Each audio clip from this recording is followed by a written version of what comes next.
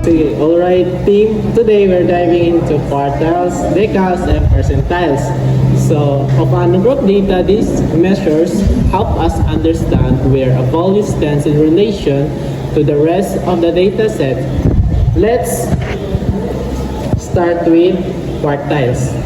Manol, can you please explain quartiles again? Of course, Isaiah, quartiles divided data into 4 parts.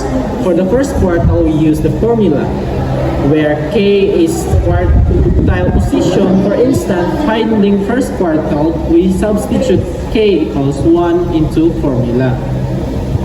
I get it now, Lenol. So for the second quartile, we use K equals 2, right? Exactly, Francine. And second quartile is also known as the median. Lenol, what about outliers affecting quartiles? Good question, Zia. Outliers can skew results, which is why we calculate the interquartile range, the difference between the third quartile and the first quartile. If the interquartile range outliers may be present. So for deciles, we divided the data into 10 parts. Precisely, Francine. The formula is similar to quartiles but the K ranging from 1 to 10. For instance, finding the third decile, K equals to 3. And percentiles divide the data into 100 parts. That's correct, Isaiah. For the 45th percentile, we use K equals 45. We're essentially extending the concept of quartiles and deciles to more granular levels. So Lenol, how do we handle decimal position? Sure, Isaiah, decimal positions indicate values between two numbers.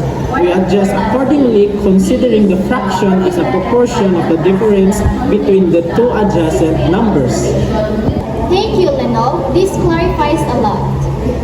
You're welcome, Isaiah. Remember, these measures help us grasp the distribution of data and identify any anomalies. Now, who's ready to tackle some exercise?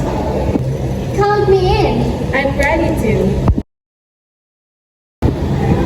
Alright team, today we're delving into measures of positions for group data. The formula for quartiles, deciles, and percentiles is given by where K is the quantile position, L is the lower boundary for the class, N is the total number of observations, W is the class width, and CF is the cumulative frequency of the preceding class. Remember, K is from 1 to 3 for quartiles, 1 to 9 for deciles, and 1 to 99 for percentiles.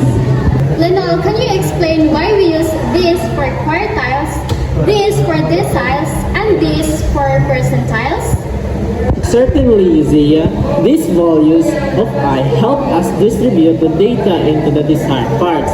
For quartiles, we divided by 4 to get 4 parts, for deciles by 10 for 10 parts, and for percentiles by 100 for 100 parts. So what is the importance of knowing these measures? Great question, Francine.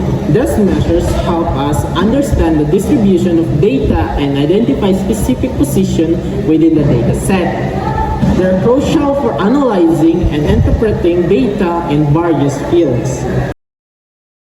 Let's work through an example. We have a frequency distribution for the lifetimes of light bulbs. We need to find quartile 3, decile 4, and percentile 70 to find quartile 3. We use the formula and find the class that contains the 68th observation, which is 85.5 and 96.5. Substituting the values, we get quartile 3 equals 95.89. Lenol, can you explain how we find the class that contains a particular observation? Of course, Zia. We look for the smallest cumulative frequency greater than or equal to the desired observation. In this case, it was the cumulative frequency of 43 for the class 85.5 to 96.5.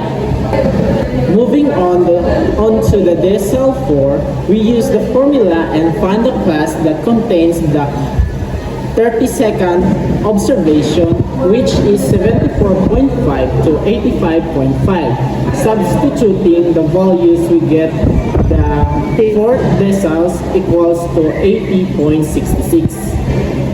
Lenol, how do we decide which observation for quartiles, decimals, and percentiles? Good question, Francine. The choice depends on the specific analysis or study. Quartiles are often used to divide data into quarters, decimals into tenths, and percentiles into hundreds for more detailed insight. Lastly, for percentile 70, we use the formula and find the class that contains the 56th observation, which is the 85.5 to 96.5. Substituting the values, we get the 70th percentile equals 23.44. How can we apply these measures in real-life scenario? These measures are applied in various fields like statistics, economics, and sociology to understand data distributions. For example, in business, percentiles can help determine sales performance relative to competitors. Today, we've covered quartiles, decimals, and percentiles for group data. These measures are powerful tools for analyzing and interpreting data. Remember, practice is key to mastering this concept. Well done, everyone.